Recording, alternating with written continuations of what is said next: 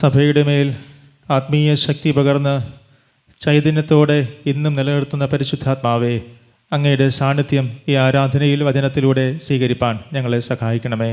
ആമേൻ. ക്രൈസ്തവ സഭയ്ക്ക് വളരെ പ്രാധാന്യമുള്ള ഒരു ദിവസമാണ് ഇന്നത്തെ ദിവസം.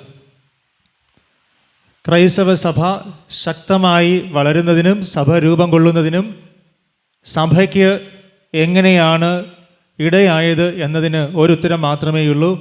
അപ്പോസ്തല പ്രവൃത്തികൾ 1-2 അധ്യായങ്ങളിൽ നമ്മൾ പഠിക്കുന്ന പ്രകാരം സഭയുടെ മേൽ, ജനത്തിൻ്റെ മേൽ, അപ്പോസ്തലന്മാരുടെ മേൽ പരിശുദ്ധാത്മാവ് നിറഞ്ഞ് നിന്ന് അവരെ ബലപ്പെടുത്തിയ നാൾ മുതലാണ് ദൈവസ്നേഹത്തിൽ ജനങ്ങൾ ഒരുമിച്ച് വന്ന് ദൈവകൃപയിൽ വളർന്നു തുടങ്ങിയത്. അതുകൊണ്ട് അന്നു മുതൽ ഇന്ന് വരെ ഈ ദിവസം നമ്മുടെ എല്ലാ സഭകൾക്കും വളരെ പ്രാധാന്യമുള്ള ഒരു ദിവസമായി, വളരെ ഒഴിവാക്കാൻ പറ്റാത്ത ഒരു ദിവസമായി നമ്മളിതിനെ കാണണം. നമ്മൾ സാധാരണയായി ക്രിസ്മസ് നമുക്ക് വളരെ പ്രധാനപ്പെട്ടതാണ്. ഈസ്റ്ററും ദുഃഖവെള്ളിയും ഒക്കെ നമുക്ക് വളരെ പ്രധാനപ്പെട്ടതാണ്. എന്നാൽ അതിലേറെ പ്രാധാന്യത്തോടെ കർത്താവായ യേശു ക്രിസ്തു ഈ ലോകത്ത് നിന്ന് തൻ്റെ പിതാവിൻ്റെ മഹത്വത്തിലേക്ക് ചേർക്കപ്പെടുമ്പോൾ നമുക്ക് നൽകിയ ഒരു വാഗ്ദത്തമാണ്, ഞാൻ നിങ്ങൾക്ക് ഒരു ഗിഫ്റ്റ് തരാനായിട്ട് പോകുന്നു, ഞാൻ നിങ്ങൾക്കൊരു സമ്മാനം തരും. അങ്ങനെ കർത്താവായ യേശു ക്രിസ്തു സഭയ്ക്ക് നൽകിയ സമ്മാനമാണ് പരിശുദ്ധാത്മാവ് എന്നത്. ഈ പരിശുദ്ധാത്മാവായിരുന്നു തുടർന്ന് സഭയെ നയിച്ചതും സഭയ്ക്ക് ദർശനങ്ങൾ നൽകിയതും സഭയ്ക്ക് യാത്രകളിൽ കൂടെ ഇരുന്നതും സഭയെ നവദർശനങ്ങളിലൂടെ ശക്തിപ്പെടുത്തിയതും. എന്നാൽ കുറേ നാളുകൾ കഴിയുമ്പോൾ പരിശുദ്ധാത്മാവിനാൽ നയിക്കപ്പെട്ട സഭ, പരിശുദ്ധാത്മാവിനാൽ രൂപം കൊണ്ട ദൈവജനത്തിൻ്റെ ഇടയിൽ പരിശുദ്ധാത്മാവിൻ്റെ സാന്നിധ്യം പതിയെ പതിയെ കുറഞ്ഞു വന്നു എന്നത് ചരിത്രപരമായി നമ്മൾ വായിച്ചാൽ മനസ്സിലാകും.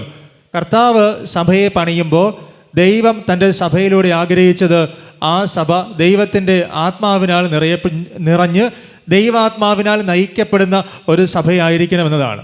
അതുകൊണ്ടാണ് നമ്മൾ വായിക്കുന്ന അപ്പോസ്തലന്മാർ ആത്മാവ് അവരോട് പറഞ്ഞ ആലോചന പ്രകാരം അവരുടെ ശുശ്രൂഷ ചെയ്തു പോന്നു. അവർക്ക് പ്രത്യേകിച്ച് നിയമസംഹിതകളൊന്നുമില്ലായിരുന്നു, പ്രത്യേകിച്ച് നിയമവശങ്ങളൊന്നും അവർക്കില്ലായിരുന്നു. അവർക്ക് ഏക നിയമവും ബന്ധവും ഉണ്ടായിരുന്നത് പരിശുദ്ധാത്മാവിനോടായിരുന്നു. പരിശുദ്ധാത്മാവ് നൽകിയ ദർശനങ്ങൾ, പരിശുദ്ധാത്മാവിൻ്റെ ആലോചനകൾ, പരിശുദ്ധാത്മാവിൻ്റെ കാരുണ്യം, പരിശുദ്ധാത്മാവിൻ്റെ വഴിനടത്തിപ്പ്, ഇവയിലൂടെ അപ്പോസ്തലന്മാർ മുന്നോട്ട് പോയി. അവിടെ മുതലാണ് സഭയുടെ തുടക്കം, സഭയുടെ ആരംഭം, സഭയുടെ സ്റ്റാർട്ടിംഗ് പോയിന്റ് എന്നത് നമ്മൾ ഓർക്കണം. എന്നാൽ ഇതിലെവിടെ നിന്നാണോ സഭ ഡൈവേർട്ട് ചെയ്തത്, അവിടെ ആ ഒരു കാലഘട്ടം മുതൽ സഭയുടെ വീഴ്ച തുടങ്ങുകയാണ്. ഇന്ന് പലയിടങ്ങളിൽ നമ്മൾ നോക്കിക്കഴിഞ്ഞാൽ ദൈവത്തിൻ്റെ പരിശുദ്ധാത്മാവ് സഭകളിൽ ഉണ്ടോ എന്ന് ചോദിച്ചു കഴിഞ്ഞാൽ അതിൻ്റെ ഉത്തരം നമ്മൾ തന്നെ കണ്ടെത്തേണ്ടതായിട്ട് വരും. പലയിടങ്ങളിലും അധികാരത്തിന് വേണ്ടിയും അതിനപ്പുറമായി സ്വന്തം വ്യക്തിപരമായ താല്പര്യങ്ങൾക്ക് വേണ്ടിയും ആലയങ്ങളും കൂട്ടായ്മകളും ഒക്കെ മാറ്റപ്പെടുമ്പോൾ ദൈവത്തിൻ്റെ പരിശുദ്ധാത്മാവിന് അതിനുള്ളിൽ പ്രവർത്തിക്കാനായി ഇടം നഷ്ടപ്പെടുകയാണ്. എന്നാൽ ഏതൊരു ഇടവകയും ഏതൊരു കുടുംബവും ദൈവാത്മാവിനാൽ നയിക്കപ്പെട്ട് കഴിഞ്ഞാൽ അവരുടെ ജീവിതവും ആ ദേശത്ത് ഏറെ അനുഗ്രഹിക്കപ്പെട്ടതായിരിക്കും. ദൈവാത്മാവിനാൽ നയിക്കപ്പെടാനായി നമ്മൾ ആഗ്രഹിക്കുകയും പരിശുദ്ധാത്മാവിൻ്റെ അഭിഷേകത്താൽ നിറയപ്പെടുന്നതിന് വേണ്ടി നമ്മൾ ആഗ്രഹിച്ച് അതിനുവേണ്ടി ദൈവത്തോട് ചോദിക്കുകയും വേണം. 2 കാര്യങ്ങൾ നമ്മൾ ഓർക്കണം. ഒന്ന്, ദൈവം തൻ്റെ ജനത്തെ അനുഗ്രഹിക്കുന്ന ഒരു ദൈവമാണ്. അതുകൊണ്ടാണ് പറയുന്നത്, അപ്പോസ്തലന്മാർ കർത്താവായ യേശു ക്രിസ്തുവിനെ സൗജന്യമായിട്ടാണ് അവർക്ക് കൊടുക്കുന്നത്. അപ്പോസ്തലനായ പൗലോസും മറ്റ് അപ്പോസ്തലന്മാരും പത്രോസും ഒക്കെ യേശു ക്രിസ്തുവിനെ, യേശു ക്രിസ്തു ആകുന്ന രക്ഷയെ സൗജന്യമായിട്ട് കൊടുക്കുന്നുണ്ട്. ഉദാഹരണമായി സുന്ദരം എന്ന ദൈവാലയ ഗോപുരത്തിങ്കലിരുന്ന് ഒരു മനുഷ്യൻ നിലവിളിക്കുമ്പോൾ അവനോട് പറയുകയാണ്, ഞങ്ങളുടെ കയ്യിൽ നിനക്ക് തരാൻ മറ്റൊന്നുമില്ല, നസറയനായ യേശു ഒഴികെ. ഫ്രീ ആയിട്ടാണ് കർത്താവായ യേശു ക്രിസ്തുവിനെ കൊടുക്കുന്നത്. എന്നാൽ പരിശുദ്ധാത്മാവിന് വേണ്ടി ഒരു ഒരുക്കവും പരിശുദ്ധാത്മാവിനെ കിട്ടുന്നതിന് വേണ്ടി ഓരോരുത്തരും പ്രാർത്ഥനയോടുകൂടി അന്വേഷിക്കേണ്ടതിൻ്റെയും യാചിക്കേണ്ടതിൻ്റെയും ആവശ്യകത കർത്താവായ യേശു ക്രിസ്തു പറയുകയാണ്. അപ്പോൾ 2 കാര്യങ്ങൾ നമ്മൾ ഡിഫറൻഷ്യേറ്റ് ചെയ്യണം. ഒന്നാമത്തെ കാര്യം, യേശു ക്രിസ്തുവിനെ നമുക്ക് എങ്ങനെ കിട്ടും? യേശു ക്രിസ്തു എല്ലാവർക്കും സൗജന്യമാണ്. എന്നാൽ യേശുക്രിസ്തുവിലൂടെ കിട്ടേണ്ട ഒരു കാര്യമുണ്ട്. അതിൻ്റെ പേരാണ് പരിശുദ്ധാത്മാവ്. അതിനെക്കുറിച്ചാണ് കർത്താവ് പറയുന്നത്.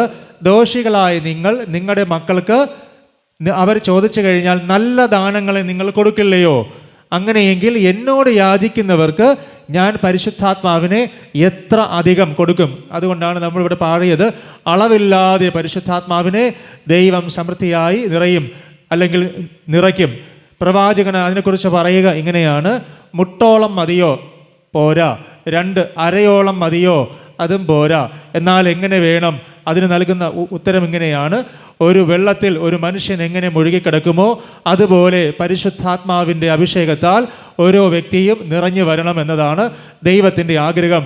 എന്നാൽ വെറുതെ ഇരുന്നെന്ന് പറഞ്ഞ് ഈ ഒരു കാര്യം കിട്ടണമെന്ന് ഇല്ല.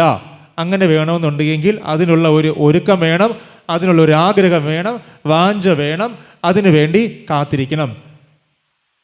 അപ്പോസ്തല പ്രവൃത്തികൾ 1-ാം അധ്യായം 1 മുതൽ 4 വരെയുള്ള വചനങ്ങളിൽ ഇതിനു വേണ്ടിയുള്ള ഒരു കാത്തിരിപ്പിനെ കുറിച്ച് നമ്മൾ വായിക്കുകയാണ്. യേശുവാണ് ആ ഒരു കാത്തിരിപ്പിൻ്റെ അടിസ്ഥാനത്തിൽ അവരോട് ചില കാര്യങ്ങൾ പറയുന്നത്. അപ്പോസ്തല പ്രവൃത്തി 1-ാം അധ്യായം 4-ാം വചനം: നിങ്ങൾ യെരൂശലേമിൽ നിന്ന് വാങ്ങിപ്പോകാതെ എന്നോട് കേട്ട പിതാവിൻ്റെ വാഗ്ദത്തത്തിനായി കാത്തിരിക്കണം. അവരോട് പറയുകയാണ്, നിങ്ങൾ പിൻവാങ്ങിപ്പോകരുത്. കാരണം നിങ്ങളിപ്പോൾ വലിയൊരു ക്രൈസിസിലാണ്. എന്താണ് അവരുടെ ക്രൈസിസ്? അവർക്ക് ശക്തിയില്ല, അവർക്ക് ബലമില്ല, ഊർജമില്ല, ഒറ്റയ്ക്കാണ്, നിരാശരാണ്, പേടിയുണ്ട്. ഇതൊക്കെയാണ് അവരുടെ ക്രൈസിസ്. നമ്മുടെയും ക്രൈസിസ് എന്ന് പറഞ്ഞാൽ ഞാൻ ഈ പറഞ്ഞ കാറ്റഗറിക്ക് അകത്ത് വരും. പലതിനെക്കുറിച്ചുള്ള പേടി, സങ്കടങ്ങൾ, വേദനകൾ, നിരാശകൾ, ഇതെല്ലാം നമ്മുടെ പ്രശ്നങ്ങളാണ്. എന്നാൽ കർത്താവ് ഓർമ്മിപ്പിക്കുന്ന ഒരു കാര്യം, ഞാൻ നിങ്ങൾക്ക് ഈ ലോകത്തിലായിരുന്നപ്പോൾ ഒരു പ്രോമിസ് നൽകിയിട്ടുണ്ട്, ഒരു വാഗ്ദത്തം നൽകിയിട്ടുണ്ട്. അങ്ങനെ ഒരു വാഗ്ദത്തം നിങ്ങൾക്ക് നൽകിയിട്ടുണ്ടെങ്കിൽ ആ വാഗ്ദത്തം നിങ്ങൾക്ക് നൽകി എന്ന് പറഞ്ഞാൽ വാഗ്ദത്തം പറഞ്ഞത് കൊണ്ട് അത് നിങ്ങൾ കിട്ടണമെന്നില്ല. നിങ്ങൾ അതിനു വേണ്ടി എന്ത് ചെയ്യണം? കാത്തിരിക്കണം. അല്ലെങ്കിൽ നിങ്ങൾ അതിനു വേണ്ടി ആഗ്രഹിക്കണം, നിങ്ങൾ അതിനു വേണ്ടി പ്രാർത്ഥിക്കണം. എന്നിട്ട് പറഞ്ഞു, യോഹന്നാൻ നിങ്ങൾക്ക് വെള്ളം കൊണ്ട് സ്നാനം നൽകിയിട്ടുണ്ട്. യോഹന്നാൻ്റെ സ്നാനത്തിൻ്റെ പേര് മാനസാന്തരത്തിൻ്റെ സ്നാനം എന്നതാണ്. എന്നാൽ നിങ്ങൾക്കോ ഇനി ഏറെ നാൾ കഴിയും മുമ്പ് എന്ന് പറഞ്ഞാൽ ഇൻ എ ഷോർട്ട് ടൈം, ഒരു ചെറിയ സമയത്തിനുള്ളിൽ, അധികം വൈകില്ല, അതിനുള്ളിൽ ഞാൻ പരിശുദ്ധാത്മാവിൻ്റെ സ്നാനം കൊണ്ട് നിങ്ങളെ നിറയ്ക്കും. പരിശുദ്ധാത്മാവിൻ്റെ സ്നാനം നിങ്ങൾക്ക് ലഭിച്ചു കഴിഞ്ഞാൽ നിങ്ങൾക്കുള്ള പ്രത്യേകത 8-ാമത്തെ വചനത്തിൽ നമ്മോട് പറയും. ആ ശക്തി നിങ്ങളുടെ മേൽ വരുമ്പോൾ, അതിൻ്റെ അർത്ഥം പരിശുദ്ധാത്മാവ് എന്ന് പറയുന്നത് ഒരു ചെറിയ സംഭവമല്ല, അതൊരു ശക്തിയാണ്. ഈ ശക്തി നിങ്ങളുടെ മേൽ വരും എന്ന് പറഞ്ഞാൽ ഈ ശക്തി നിങ്ങളുടെ ശരീരത്തിൽ നിങ്ങൾക്ക് എക്സ്പീരിയൻസ് ചെയ്യാനായി സാധിക്കും. അത് ഓരോരുത്തർക്കും വ്യത്യസ്തമായ രീതിയിലായിരിക്കും. അത് നിങ്ങളുടെ മേൽ വരുമ്പോൾ നിങ്ങൾക്ക് ശക്തി ലഭിക്കും. നിങ്ങൾ ഈ ലോകത്തിലൊക്കെയും എൻ്റെ സാക്ഷികളാകും. അതിൻ്റെ അർത്ഥം നിങ്ങൾക്ക് ഈ ലോകത്തിൽ ജീവിതം ഇനി പ്രയാസമുള്ളതാകുകയില്ല. നിങ്ങൾക്ക് കർത്താവിൻ്റെ സാക്ഷികളായി ശക്തിയോടെ, ബലത്തോടെ എല്ലായിടത്തും നിങ്ങൾക്ക് നിൽക്കാനായി സാധിക്കും. ജീവിതത്തിൽ നിങ്ങൾ പരാജയപ്പെട്ടു പോകില്ല എന്ന് ഒറ്റ വാക്കിൽ ഞാൻ നിങ്ങളോട് പറയാം. അതിന് നിങ്ങൾ എന്താണ് ചെയ്യേണ്ടത്? 2-ാം അധ്യായം അപ്പോസ്തല പ്രവൃത്തി 2-ാം അധ്യായം 38-ാം വചനം. നിങ്ങൾ ചെയ്യേണ്ടത്, നിങ്ങൾ മാനസാന്തരപ്പെട്ട് നിങ്ങളുടെ പാപങ്ങളുടെ മോചനത്തിന് വേണ്ടി ഓരോരുത്തൻ യേശുവിൻ്റെ നാമത്തിൽ സ്നാനമേൽക്കണം, എന്നാൽ പരിശുദ്ധാത്മാവെന്ന ദാനം ലഭിക്കും. അപ്പോൾ നമ്മൾ ചെയ്യേണ്ട ഒരു കാര്യം, യേശുവിൽ നമ്മൾ വിശ്വസിക്കണമെന്നാണ് അർത്ഥം. രണ്ടാമത് യേശുവിനോട് ചോദിക്കണം, നമ്മുടെ പാപങ്ങളെ ദൈവസന്നിധിയിൽ ഏറ്റുപറയണം. കർത്താവ് പറയണം, നമുക്കെല്ലാം കുറവുകളുണ്ട്, എന്നാൽ കുറവുണ്ടെന്ന് പറഞ്ഞ് ആരെയും ദൈവം മാറ്റി നിർത്തുന്നില്ല.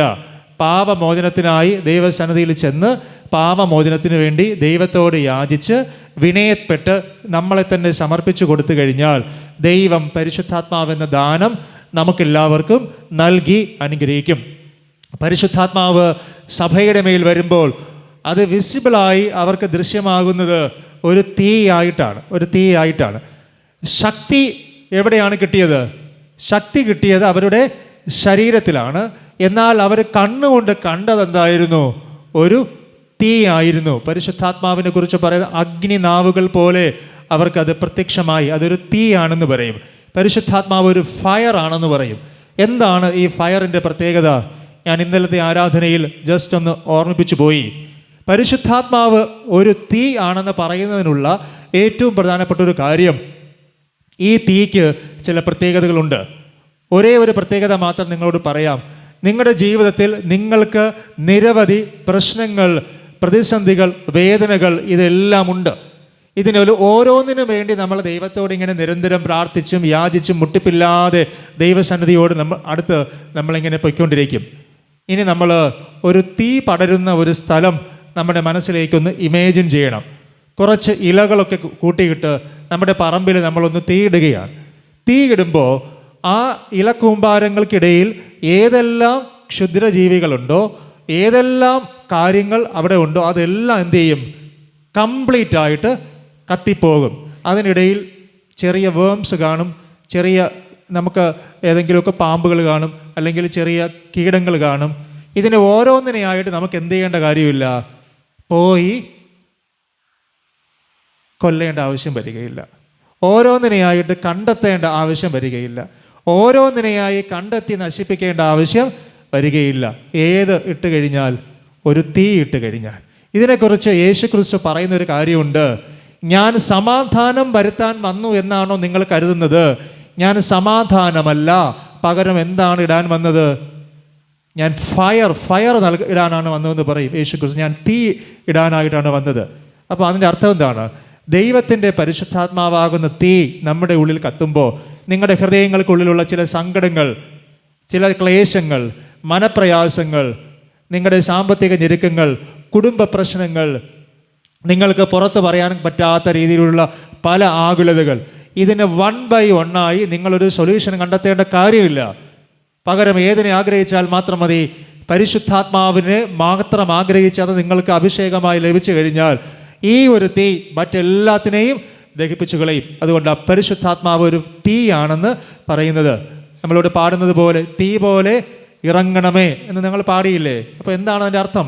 തീ പോലെ ഇറങ്ങണമെന്ന് പറഞ്ഞാൽ ഒരു തീ അവിടെ അനാവശ്യമായുള്ള എല്ലാ കാര്യങ്ങളെയും ദഹിപ്പിക്കുന്നത് പോലെ നമ്മുടെ ജീവിതത്തിൽ നമുക്കാവശ്യമില്ലാത്ത എല്ലാത്തിനെയും പരിശുദ്ധാത്മാവാകുന്ന തീ ദഹിപ്പിക്കും.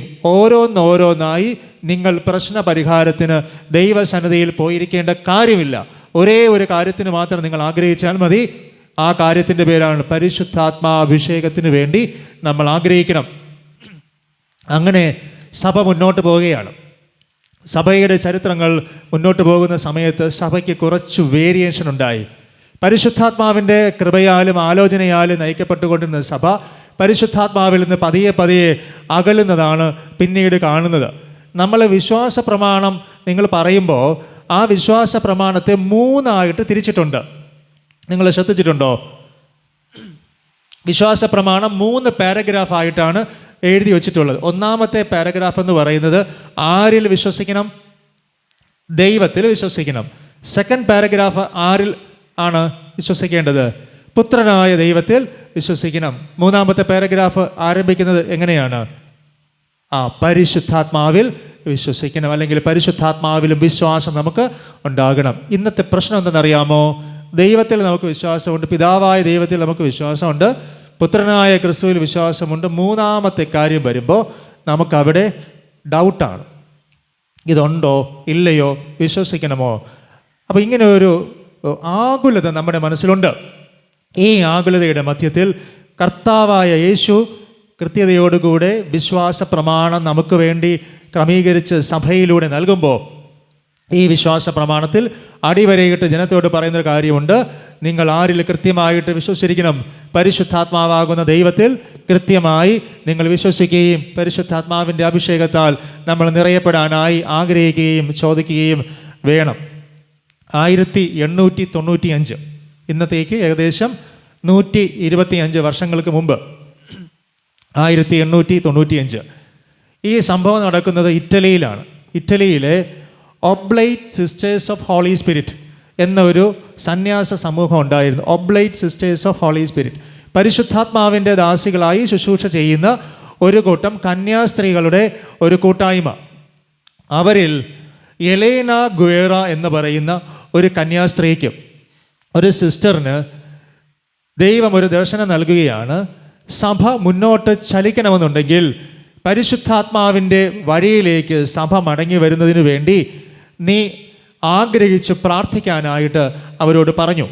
അങ്ങനെ അവർ ആഗ്രഹിച്ച് ദൈവസന്നിധിയിൽ ഇരുന്ന് പ്രാർത്ഥിച്ച് വർഷങ്ങൾ മുന്നോട്ട് പോയി. 1897 ആയപ്പോൾ 2 വർഷം അവർ പ്രാർത്ഥിച്ചു കഴിഞ്ഞപ്പോൾ അവരോട് പറഞ്ഞു, പരിശുദ്ധാത്മാവിൻ്റെ അഭിഷേകത്താൽ നിറയപ്പെടുന്നതിന് വേണ്ടി 10 ദിവസം നിങ്ങൾ ഒരുങ്ങുന്നതിന് വേണ്ടി കൂടെയുള്ളവരോട് ആഹ്വാനം കൊടുക്കാനായിട്ട് പറഞ്ഞു. അങ്ങനെ ആ സന്യാസ സമൂഹത്തിനിടയിൽ അവർ ആഹ്വാനം കൊടുത്തു. 3-മത് അവരോട് പറഞ്ഞു, ഒരു കാര്യം ചെയ്യണം. ഇതെല്ലാം സംസാരിക്കുന്ന പരിശുദ്ധാത്മാവാണ്. പരിശുദ്ധാത്മാവ് പറഞ്ഞു ഈ സിസ്റ്ററിനോട്, അന്നത്തെ മാർപ്പാപ്പയായ ലിയോ 13 മാർപ്പാപ്പയ്ക്ക് 12 എഴുത്തുകൾ എഴുതാനായിട്ട് പറഞ്ഞു. ഈ 12 ലെറ്റേഴ്സിൻ്റെയും സാരമെന്ന് പറയുന്നത് സഭയെ പരിശുദ്ധാത്മാവിനാൽ നയിക്കപ്പെടുന്നതിന് വേണ്ടി റോമൻ കത്തോലിക്ക സഭയുടെ പരമാധ്യക്ഷനാകുന്ന അങ്ങ് മുൻകൈ എടുക്കണമെന്നതാണ് ഈ 12 ലെറ്റേഴ്സിൻ്റെയും ഉള്ളടക്കം. ഇത് എഴുതിയത് ഒരു സാധാരണ സിസ്റ്റർ ആയിരുന്നു.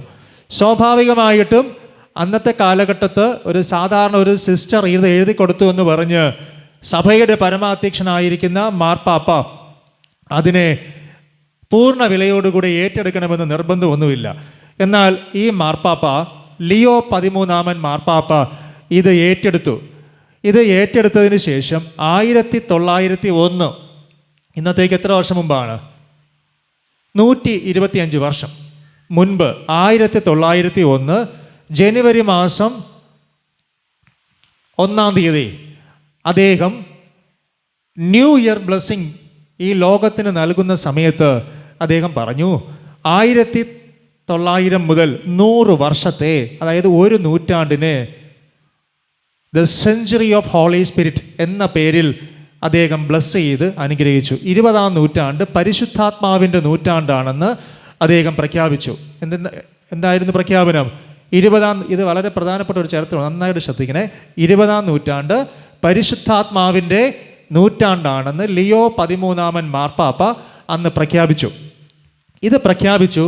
എന്നിട്ട് അദ്ദേഹം ഈ പ്രാർത്ഥനകളും അതിൻ്റെ കൂട്ടായ്മകളും ഒക്കെ ജനത്തിൻ്റെ ഇടയിൽ ഒരു ചാക്രിക ലേഖനം എന്ന് പറഞ്ഞാൽ നമ്മൾ സർക്കുലർ എന്ന് പറയും. സർക്കിൾ, അതാണ് ചാക്രിക. എല്ലാ ഇടവകളിലേക്കും ആ സഭയുടെ കീഴിൽ വരുന്ന എല്ലായിടത്തേക്കും ഈ സർക്കുലർ അയച്ചു. എന്നിട്ട് പറഞ്ഞു, സഭയിൽ പരിശുദ്ധാത്മാവിൻ്റെ ശക്തീകരിക്കപ്പെടുന്ന ശുശ്രൂഷകളിലൂടെ ജനത്തെ അനുഗ്രഹിക്കാൻ മുൻകൈ എടുക്കണമെന്ന് പറഞ്ഞു. പക്ഷേ വലിയ റിവൈവലൊന്നും ഉണ്ടായില്ല. പക്ഷേ ദ വെരി സെയിം ഡേ, ആ ദിവസം മറ്റൊരു സംഭവം ഉണ്ടായി. ആ സംഭവം എന്ന് പറയുന്നത് അമേരിക്കയിലെ കനാസ് എന്നൊരു സ്ഥലത്ത് ഒരു യൂണിവേഴ്സിറ്റി ഉണ്ടായിരുന്നു. ആ യൂണിവേഴ്സിറ്റിയുടെ പേര് ടൊപ്പേക്ക എന്ന സ്ഥലത്തുള്ള ഒരു യൂണിവേഴ്സിറ്റി. ഈ യൂണിവേഴ്സിറ്റിയിലോട് ചേർന്ന് ഒരു ബൈബിൾ കോളേജ് ഉണ്ടായിരുന്നു. ഈ ബൈബിൾ കോളേജിൻ്റെ പേരോട് ഓർത്തോളം ബഥേൽ ബൈബിൾ കോളേജ് എന്നായിരുന്നു അതിൻ്റെ പേര്, ബഥേൽ ബൈബിൾ ഇൻസ്റ്റിറ്റ്യൂട്ട്. അവിടെ ഒരു സെമിനാരി അധ്യാപകൻ, അദ്ദേഹത്തിൻ്റെ പേര് ചാൾസ് ഫോക്സ് ഫെർമാൻ എന്നാണ് അദ്ദേഹത്തിൻ്റെ പേര്. ചാൾസ് എന്ന് ഓർത്തിരുന്നാൽ മതി. ചാൾസ് എന്ന ഒരു അധ്യാപകൻ അദ്ദേഹത്തിൻ്റെ സ്റ്റുഡൻസിനോട് പറഞ്ഞു, what is the biblical evidence for receiving Holy Spirit? ഇതാണ് ചോദ്യം. What is the biblical evidence for receiving Holy Spirit? പരിശുദ്ധാത്മാവ് ലഭിക്കുന്നതിന് വേണ്ടിയുള്ള ബൈബിൾ അടിസ്ഥാനത്തിലുള്ള ചിന്ത എന്താണ് എന്ന് അവരോട് ചോദിച്ചു. എന്നിട്ട് പറഞ്ഞു, നിങ്ങളത് കണ്ടെത്താനായിട്ട് പറഞ്ഞു. ഇങ്ങനെ ഒരു അസൈൻമെൻറ്റ് അവർക്ക് കൊടുക്കുകയാണ്. എന്നിട്ട് അവർ ഈ ദിവസങ്ങളിൽ ഇരുന്ന് പ്രാർത്ഥിച്ചു. അങ്ങനെ ഇരുന്ന് പ്രാർത്ഥിക്കുമ്പോൾ ആഗ്നസ് ഓസ്മാൻ എന്നൊരു വിദ്യാർത്ഥിനി, ദൈവശാസ്ത്രം പഠിക്കുന്ന ഒരു തിയോളജിക്കൽ സ്റ്റുഡൻറ്റ്, അവളുടെ പേരെന്താണ്? എന്താ പേര്? ആഗ്നസ്. അത്രയും ഓർത്തിരുന്നാൽ മതി. ആഗ്നസ് എന്ന് പറയുന്ന ഈ പെൺകുട്ടി, അവൾ ഒരു ഭാഗം വായിച്ചു. ആ ഭാഗം എന്ന് പറയുന്നത് അപ്പോസ്തല പ്രവൃത്തി 2-ാം അധ്യായം 4-ാം വചനം. നമ്മളിന്ന് വായിച്ച ഭാഗമാണ്. അപ്പോസ്തല പ്രവൃത്തി 2-ാം അധ്യായം 4-ാം വചനം. ഈ ഭാഗം അവൾ ഇങ്ങനെ റിപ്പീറ്റ് ചെയ്ത് വായിച്ചുകൊണ്ടിരുന്നപ്പോൾ അവളുടെ മേൽ പരിശുദ്ധാത്മാവിൻ്റെ അഭിഷേകം ഇറങ്ങി വന്നു. അവൾക്ക് ഭാഷാവരം ലഭിച്ചു. അവൾ അവിടെ നിന്ന് പ്രാർത്ഥിക്കാനായിട്ട് തുടങ്ങി. അവളുടെ ലൈഫ് മാറി. അത് ആ ഒരു ക്യാമ്പസിൽ ഒരു റിവൈവലായിട്ട് മാറി. ഏത് വർഷമാണ്? 1901 ജനുവരി മാസം 1-ാം തീയതി. അതേ ദിവസം മാർപ്പാപ്പ പ്രഖ്യാപിക്കുന്നു, അതേ ദിവസം മറ്റൊരു ബൈബിൾ കോളേജിൽ ഇരുന്ന് ഒരു അധ്യാപകൻ്റെ നേതൃത്വത്തിൽ വിദ്യാർത്ഥികൾ അതിനുവേണ്ടി ആഗ്രഹിക്കുന്നു. വൈകുന്നേരം 7 മണിയായപ്പോൾ ഇവരുടെ മേൽ പരിശുദ്ധാത്മാവിൻ്റെ അഭിഷേകം നിറയുകയാണ്. വർഷം 1901. അത് ഭയങ്കരമായ ഒരു റിവൈവലായിട്ട് മാറി. 1901. 6 വർഷം കഴിയുമ്പോൾ അമേരിക്കയിലെ ലോസ് ആഞ്ചൽസ് എന്ന് പറയുന്ന സ്ഥലത്ത് ഓസ സ്ട്രീറ്റ് എന്നൊരു ഇടമുണ്ട്.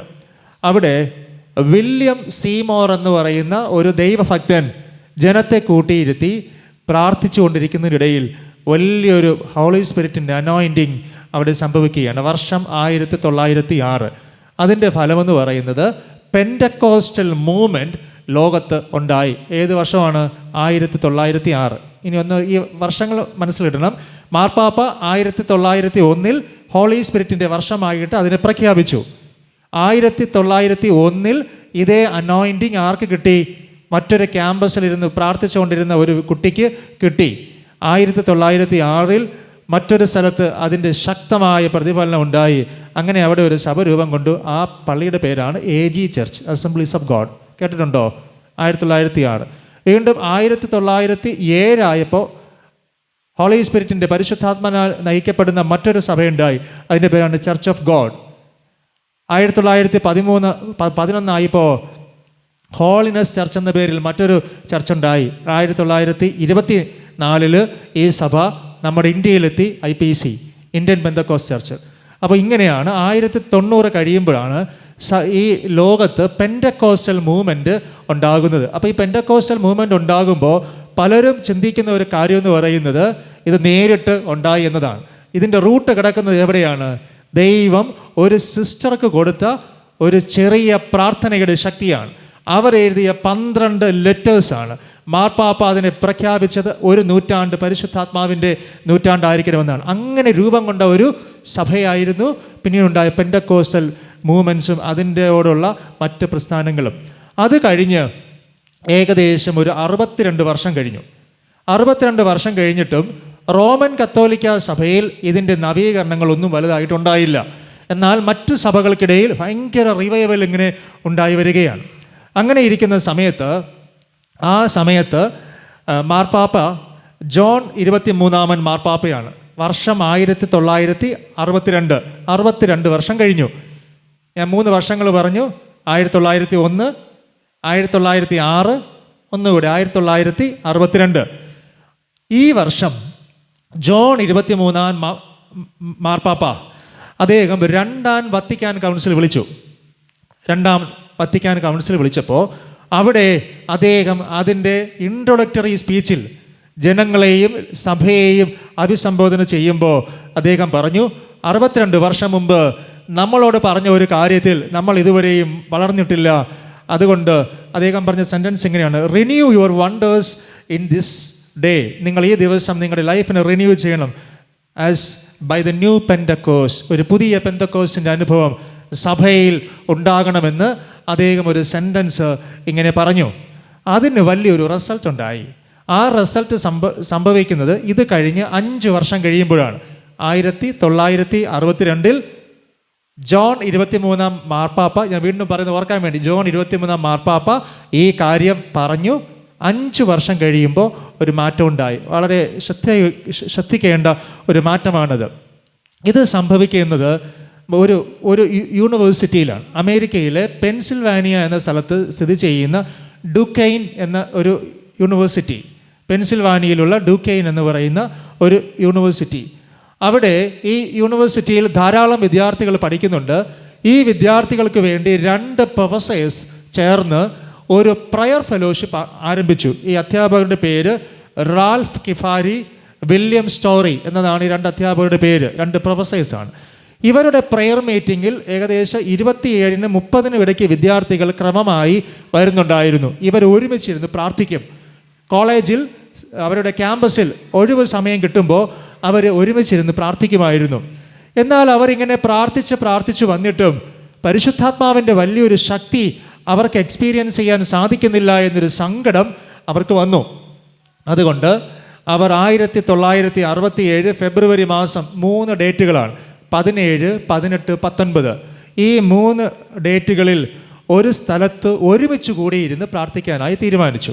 ആ സ്ഥലത്തിൻ്റെ പേരാണ് the arc of the dough. The arc of the dough. Dough എന്ന് പറഞ്ഞാൽ എന്താണ് അർത്ഥം? ഡോവ്, പ്രാവ്. പരിശുദ്ധാത്മാവ് ഏത് രൂപത്തിൽ വന്നതാണ് നമ്മുടെ വിശ്വാസം? യേശുവിൻ്റെ മേൽ പ്രാവിൻ്റെ രൂപത്തിൽ. അങ്ങനെ പരിശുദ്ധാത്മാവ് സാന്നിധ്യം നിറഞ്ഞു നിൽക്കുന്ന the arc of the dough എന്നൊരു സ്പിരിച്വൽ റിവൈവൽ സെൻറ്റർ ഉണ്ടായിരുന്നു. അവിടെ ഈ 30ഓളം സ്റ്റുഡൻസും ഈ 2 അധ്യാപകരും ചേർന്ന് ഒരുമിച്ച് കൂടി. എന്നിട്ട് അവരിങ്ങനെ പ്രാർത്ഥിച്ചു. പ്രാർത്ഥിച്ച ഭാഗം ഞാൻ നേരത്തെ പറഞ്ഞ വാക്യങ്ങൾ വായിച്ചായിരുന്നു. ഏതായിരുന്നു വാക്യം? അപ്പോസ്തലപ്രവൃത്തി 2-ാം അധ്യായം 4-ാം വചനം 1-2 അധ്യായങ്ങളും അവരിങ്ങനെ വായിച്ച് പ്രാർത്ഥിച്ചുകൊണ്ടിരുന്നപ്പോൾ ഇവരോട് 4 കാര്യങ്ങൾ ചെയ്യാനായി അവിടെ ഉണ്ടായിരുന്ന അച്ഛൻ പറഞ്ഞു. എവിടെ ഉണ്ടായിരുന്ന ആ സ്പിരിച്വൽ റിവൈവൽ സെൻറ്ററിൽ ഉണ്ടായിരുന്ന അധ്യാപകൻ പറഞ്ഞു 4 കാര്യങ്ങൾ. ഒന്നാമത്തേത് അവരോട് പറഞ്ഞു, ഈ മക്കളോട് അവരുടെ പാപങ്ങളെ ഏറ്റുപറഞ്ഞ് ഉപേക്ഷിക്കാൻ പറഞ്ഞു. രണ്ടാമത് പറഞ്ഞു, നിങ്ങൾക്ക് ഉള്ളിൽ വന്ന തകർന്ന ബന്ധങ്ങളെക്കുറിച്ച് പശ്ചാത്തപിച്ച് പ്രാർത്ഥിക്കാൻ പറഞ്ഞു. മൂന്നാമത് പറഞ്ഞു, നിങ്ങളുടെ ഹൃദയങ്ങളിൽ വിശുദ്ധിക്ക് വേണ്ടി ആഗ്രഹിക്കാൻ പറഞ്ഞു. 4-ാമത് പറഞ്ഞു, പരിശുദ്ധാത്മാവിന് വേണ്ടി കാത്തിരിക്കാൻ പറഞ്ഞു. അങ്ങനെ ഇവർ പ്രാർത്ഥിച്ച് ഇങ്ങനെ കാത്തിരിക്കുന്ന സമയത്ത് ഒരു പെൺകുട്ടിയുടെ മേൽ പരിശുദ്ധാത്മാവിൻ്റെ സാന്നിധ്യം ഇങ്ങനെ നിറഞ്ഞു വരികയാണ്. അവളുടെ പേരാണ് ഗെൽഹാൻ മാൻഹോൾഡ് എന്ന് പറയുന്ന ഒരു പെൺകുട്ടി. അവളൊരു പുസ്തകം എഴുതി. പിന്നീട് as by A new Pentecost എന്ന പേരിലൊരു പുസ്തകം എഴുതി. അങ്ങനെ അവളുടെ മേൽ പരിശുദ്ധാത്മാവ് നിറഞ്ഞ് ആ ക്യാമ്പസ് മുഴുവൻ, കാരണം എല്ലാ റിവൈവലും സ്റ്റാർട്ട് ചെയ്തിട്ടുള്ളത് എവിടെയാണ്? ക്യാമ്പസുകളിലാണ്. അതിന് പൊളിറ്റിക്കൽ റിവൈവൽ ആയിരുന്നാലും ശരി, ഇനി സ്പിരിച്വൽ റിവൈവൽ ആയിരുന്നാലും ശരി, ഇതിൻ്റെ സ്റ്റാർട്ടിംഗ് പോയിന്റ് എന്ന് പറഞ്ഞാൽ എല്ലാം യൂണിവേഴ്സിറ്റീസ് ആൻഡ് കോളേജസ്. ഇന്ത്യയിൽ തന്നെ നമുക്കറിയാം, ഒരു സമയത്ത് JNU ഉൾപ്പെടെയുള്ള സർവകലാശാലകൾ നമുക്ക് വളരെ പ്രധാനപ്പെട്ട ഇടങ്ങളാണ്. പല റെവല്യൂഷൻസും സ്റ്റാർട്ട് ചെയ്തിട്ടുള്ളത് എവിടെ നിന്നായിരുന്നു? യൂണിവേഴ്സിറ്റീസിൽ നിന്നായിരുന്നു. അങ്ങനെ ഇവിടെ നിന്ന് ഡുക്കൈൻ യൂണിവേഴ്സിറ്റിയിൽ വലിയൊരു സ്പിരിച്വൽ ചലഞ്ചിങ് ഉണ്ടായി. അങ്ങനെ അവർ ഈ സ്റ്റുഡൻസ് ഒരുമിച്ച് പ്രാർത്ഥിക്കാനായി പരിശുദ്ധാത്മാവിൻ്റെ കൃപയ്ക്ക് വേണ്ടി ആഗ്രഹിക്കാനായിട്ടും അവർ ആരംഭിച്ചു. ഈ സമയത്ത് തൊട്ടടുത്ത് മറ്റൊരു യൂണിവേഴ്സിറ്റി ഉണ്ടായിരുന്നു, യൂണിവേഴ്സിറ്റി ഓഫ് നോട്ടൻഡാം. അവിടുത്തെ സ്റ്റുഡൻസിൻ്റെ മേലും ഈ ഒരു ഭയങ്കരമായൊരു പരിശുദ്ധാത്മാവിൻ്റെ നിറവ് ഉണ്ടായി. അങ്ങനെ റോമൻ കത്തോലിക്ക സഭയിൽ വലിയൊരു റിവൈവൽ ഉണ്ടായി. ഈ റിവൈവലിൻ്റെ പേരാണ് കരിസ്മാറ്റിക് മൂവ്മെൻറ്റ്. നിങ്ങൾ കേട്ടിട്ടുണ്ടോ? എവിടെയെങ്കിലും കേട്ടിട്ടുണ്ടോ? കരിസ്മ എന്ന് പറഞ്ഞാൽ അതിൻ്റെ അർത്ഥം എന്താണ്? പ്രൊക്ലമേഷൻ. കരിസ്മ എന്ന് പറഞ്ഞാൽ പ്രൊക്ലെയിം ദ ഗോസ്പൽ, അല്ലെങ്കിൽ proclaim the word of God എന്നതാണ്. അങ്ങനെ കരിസ്മാറ്റിക് മൂവ്മെൻ്റ് എന്ന പേരിൽ വലിയൊരു മൂവ്മെൻ്റ് ഉണ്ടായി. ഈ മൂവ്മെൻ്റ് എല്ലാം നടക്കുന്നത് ഏത് സെഞ്ചുറിയിലാണ്? 20-ാം സെഞ്ചുറിയിൽ നടക്കുന്ന വലിയ മാറ്റങ്ങളാണ്. അങ്ങനെ വലിയൊരു റിവൈവൽ ഉണ്ടായി. അങ്ങനെ ഈ റിവൈവലിൻ്റെ ഭാഗമായിട്ട് ലോകത്തിൻ്റെ പല ഭാഗങ്ങളിൽ വലിയ മാറ്റങ്ങളുണ്ടായി. അപ്പോൾ ഞാൻ പറഞ്ഞു, ഒന്നാമത് റോമൻ കത്തോലിക്ക സഭയിൽ ലിയോ 13 മാർപ്പാപ്പ ചെയ്ത കാര്യം. അതിനുശേഷം പെൻറ്റക്കോസ്റ്റൽ മൂവ്മെൻറ്റ് ലോകത്തിലുണ്ടായി. അതിനുശേഷം ഏത് മൂവ്മെൻ്റ് ഉണ്ടായി? കരിസ്മാറ്റിക് മൂവ്മെൻ്റ് ഉണ്ടായി. വർഷം 1967. അതിനുശേഷം നമ്മുടെ പ്രൊട്ടസ്റ്റൻ്റ് സഭകളെല്ലാം ഉൾപ്പെടുന്ന സഭകളുടെ ഏറ്റവും ഉന്നതമായ ബോഡിക്ക് പറയുന്ന പേരാണ് വേൾഡ് കൗൺസിൽ ഓഫ് ചർച്ചസ്. കേട്ടുണ്ടോ? WCC, world council of churches. ഇതിൻ്റെ ആസ്ഥാനം എവിടെയാണ്? ജനീവ. കേട്ടുണ്ടോ? ജനീവ. വേൾഡ് കൗൺസിൽ ഓഫ് ചർച്ചസിൻ്റെ ആസ്ഥാനം ജനീവയിലാണ്. ഈ world council of churches once in 5 years, ചിലപ്പോൾ once in 3 years ഒക്കെ കൂടുമ്പോൾ ഇവരുടെ പ്രധാന മീറ്റിങ്ങുകൾ കൂടും. അങ്ങനെ 1983 വേൾഡ് കൗൺസിൽ ഓഫ് ചർച്ചസ് ഒരുമിച്ച് കൂടി അവർ ഒരു കാര്യത്തെക്കുറിച്ച് പഠിക്കാനായി തീരുമാനിച്ചു. സഭയിലെ എല്ലാ പരമാധ്യക്ഷന്മാരും ഒരുമിച്ച് വന്നിട്ട് അവർ പഠിച്ച വിഷയം എന്ന് പറയുന്നത് Holy Spirit and the revival of the church. അതായിരുന്നു അവരുടെ വിഷയം. വർഷം 1983. ഏതായിരുന്നു വിഷയം? പരിശുദ്ധാത്മാവേ, സഭയെ ശക്തീകരിക്കണമേ എന്നവർ പറഞ്ഞു. അവർ പ്രാർത്ഥിച്ചു. അങ്ങനെ അവർ നിർദ്ദേശിച്ച വിഷയങ്ങളാണ് പിന്നീട് നമ്മുടെ ആരാധനയിൽ നമ്മൾ ഇന്ന് ഉൾപ്പെടുത്തിയിട്ടുള്ള വിഷയം. വേൾഡ് കൗൺസിൽ ഓഫ് ചർച്ചസ് പറഞ്ഞിട്ടുള്ള വിഷയമാണ് പരിശുദ്ധാത്മാവെ വന്ന് സകല സൃഷ്ടിയെയും പുതുക്കുക എന്നതാണ് അവരെടുത്ത ഒന്നാമത്തെ തീം. ഇത് കഴിഞ്ഞ് 1983 അവർ ഒരുമിച്ച് കൂടി പഠിച്ചു.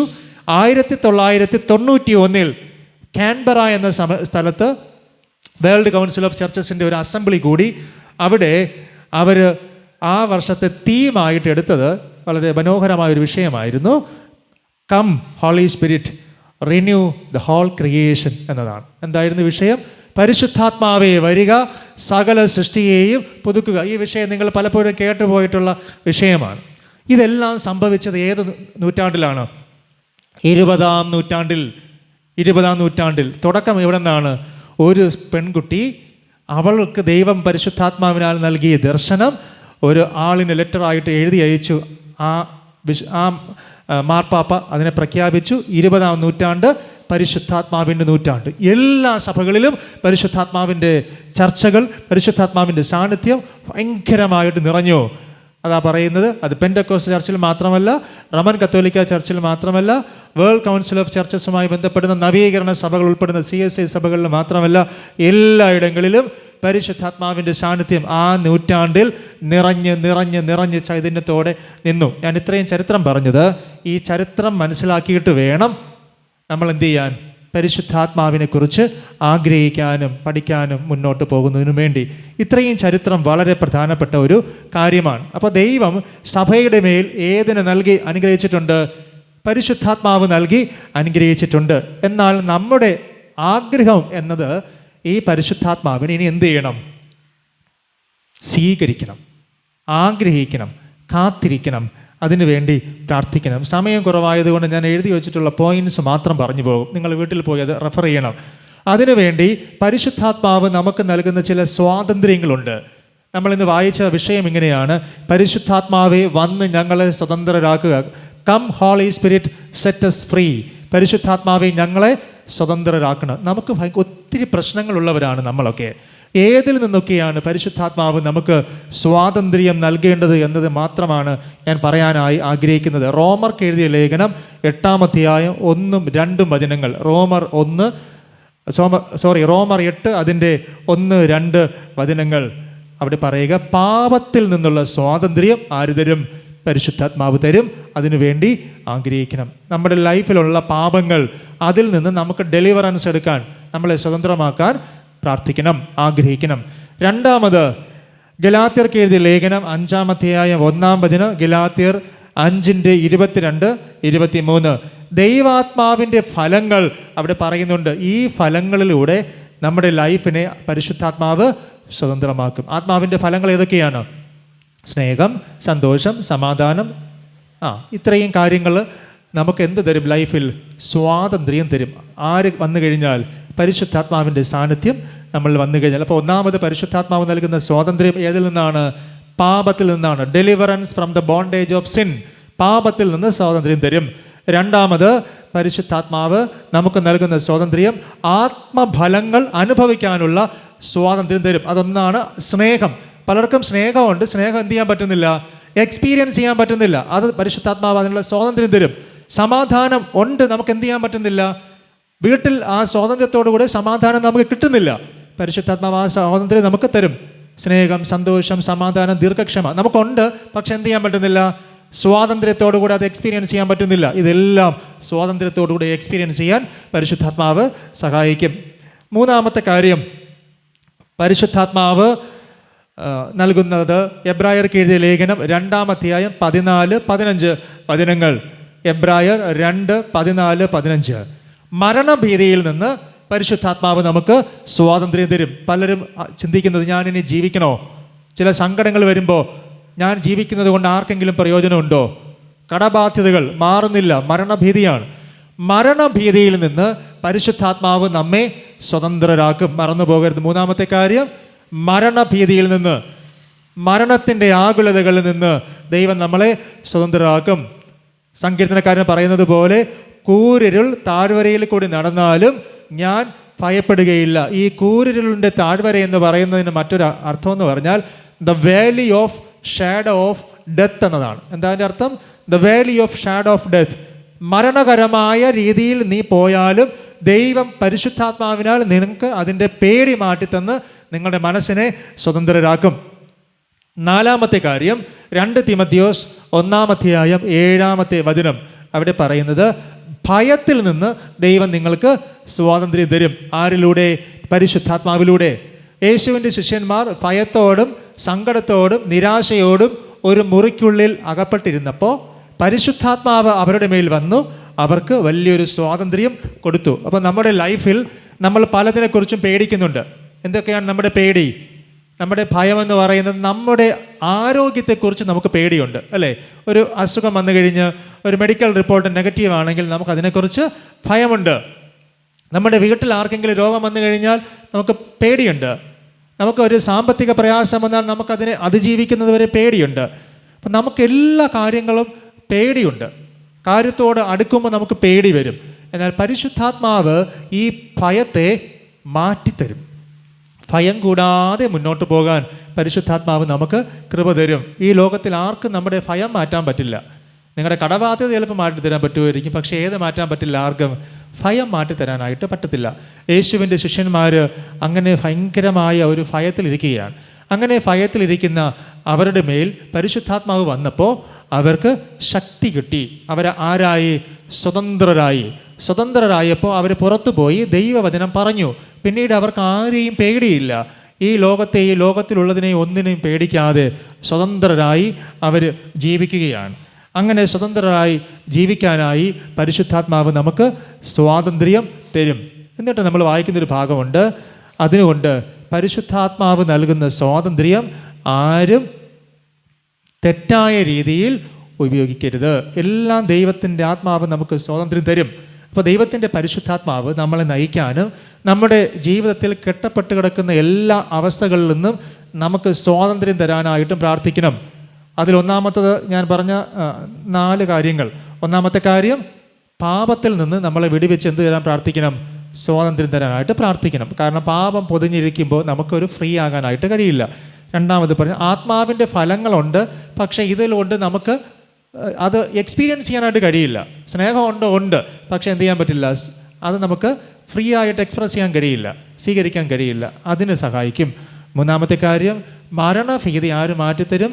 പരിശുദ്ധാത്മാവിൻ്റെ സ്വാതന്ത്ര്യം കിട്ടുമ്പോൾ മരണഭീതി മാറിപ്പോകും. ഈ ഭീതി മാറിപ്പോകുമ്പോഴാണ് പൗലോസ് പറയുന്നത്, എനിക്ക് ജീവിക്കുന്നതിനേക്കാൾ ഏതാണ് ലാഭം? മരിക്കുന്നത് ലാഭം. അതിൻ്റെ അർത്ഥം പൗലോസിന് എന്ത് മാറിപ്പോയി? മരണത്തിൻ്റെ ഭീതി മാറിപ്പോയി. കപ്പൽ ഛേദം വന്നു, തടവിലാക്കപ്പെട്ടു, ഒറ്റയ്ക്കായിപ്പോയി, മർദ്ദിച്ചു. എവിടെയെങ്കിലും പേടിയുണ്ടോ? മരണഭീതിയുണ്ടോ? ഒന്നുമില്ല, ഒരു പേടിയില്ല. അപ്പോസ്തലന്മാർക്കൊന്നും ഒരു പേടിയില്ല. പക്ഷേ കർത്താവ് പറഞ്ഞു, ആരെ പേടിക്കണം? ഈ ലോകത്തിൽ നിങ്ങളെ നശിപ്പിക്കാൻ കഴിയുന്നവനെ പേടിപ്പിക്കണ്ട. പക്ഷെ ആരെ മാത്രം പേടിച്ചാൽ മതി? ദൈവത്തെ മാത്രം നിങ്ങൾ ഭയപ്പെട്ട് ജീവിക്കുക. നാലാമത്തെ കാര്യം, പരിശുദ്ധാത്മാവ് നിങ്ങൾക്ക് നൽകുന്ന സ്വാതന്ത്ര്യമാണ് നിങ്ങളുടെ ഭയങ്ങളിൽ നിന്ന്, നിങ്ങൾ ഇന്ന് അനുഭവിക്കുന്ന ഭയം, പേടി, ഫിയർ, ഈ ഫിയറിൽ നിന്ന് ദൈവം നിങ്ങളെ പുറത്തു കൊണ്ടുവരും, നിങ്ങൾക്ക് സ്വാതന്ത്ര്യം തരും. ഈ സ്വാതന്ത്ര്യം തരാനായിട്ട് പരിശുദ്ധാത്മാവിന് മാത്രമേ സാധിക്കുകയുള്ളൂ. അതുകൊണ്ട് ആ പരിശുദ്ധാത്മാവിനെ ആഗ്രഹിക്കണം. 20-ാം നൂറ്റാണ്ട് ഫുൾ ഈ പരിശുദ്ധാത്മാവിനാൽ സഭ നിറഞ്ഞ് വളർന്ന ഒരു എക്സ്പീരിയൻസ് സഭയ്ക്കുണ്ട്. അതിങ്ങനെ സഭയിലൂടെ പാസ് ചെയ്തുകൊണ്ടിരിക്കുകയാണ്. നമ്മൾ എന്ത് ചെയ്യണം? പ്രാർത്ഥിച്ച് ആഗ്രഹിച്ച് അതിനെ ആഗ്രഹിക്കുക. എന്തിനു വേണ്ടി ആഗ്രഹിക്കണമെന്ന് ഞാൻ പറഞ്ഞു. പരിശുദ്ധാത്മ ഒരു ശക്തിയാണ്. നമ്മൾ പലരും ദുർബലരാണ്. നമ്മൾ ശക്തീകരിക്കാൻ ആർക്ക് മാത്രമേ കഴിയൂ? പരിശുദ്ധാത്മാവിന് മാത്രമേ കഴിയൂ. രണ്ടാമത്, പരിശുദ്ധാത്മാവ് ഒരു ഫയറാണ്, തീയാണ്. എന്തിനാണ് ആ തീയെ നമ്മൾ ആഗ്രഹിക്കേണ്ടത്? നിങ്ങൾ നീറുന്ന നിരവധി പ്രശ്നങ്ങളിലൂടെയാണ് നിങ്ങൾ പോകുന്നത്. 100 പ്രശ്നങ്ങൾക്ക് വേണ്ടി നിങ്ങൾ ദൈവസന്നിധിയിൽ പോയിരിക്കുന്നതിന് പകരം ഒരു കാര്യം മാത്രം നിങ്ങൾ ആഗ്രഹിച്ചാൽ മതി. പരിശുദ്ധാത്മാവാകുന്ന തീയാൽ എന്നെ ഒന്ന് കവർ ചെയ്യണമെന്ന്. ബാക്കിയെല്ലാം ഈ തീ എന്ത് ചെയ്യും? ദഹിപ്പിച്ചു കളയും. നിങ്ങളുടെ പ്രശ്നങ്ങളെ ഈ തീ പൂർണ്ണമായിട്ടും ദഹിപ്പിച്ചു കളയും. ഈ തീയാൽ നിങ്ങൾ ശക്തരായി മുന്നോട്ട് പോകും. ദൈവം നമ്മളെ സഹായിക്കട്ടെ.